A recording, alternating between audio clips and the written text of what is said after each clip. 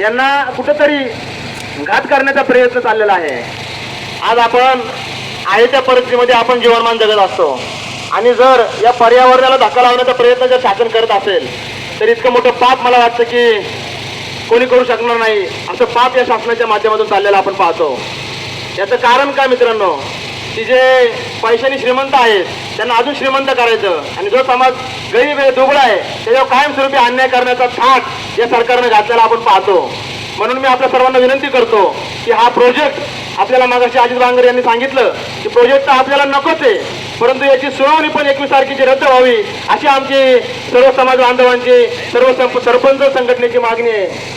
आणि मी सर्व समाज बांधवांना विनंती करतो की या प्रकल्पाच्या माध्यमातून जर काही नुकसान आपलं होत असेल तर आपल्याला भविष्याची पिढी कदापि माफ करणार नाही। म्हणून मी आपल्याला सर्वांना विनंती करतो की मोठ्या संख्येने आपण या प्रकल्पाच्या विरोधामध्ये पुढे उभं येऊन राहिलं पाहिजे, या प्रकल्पाला जोरदार असा विरोध केला पाहिजे अशी विनंती मी समाज बांधवांना करतो आणि थांबतो।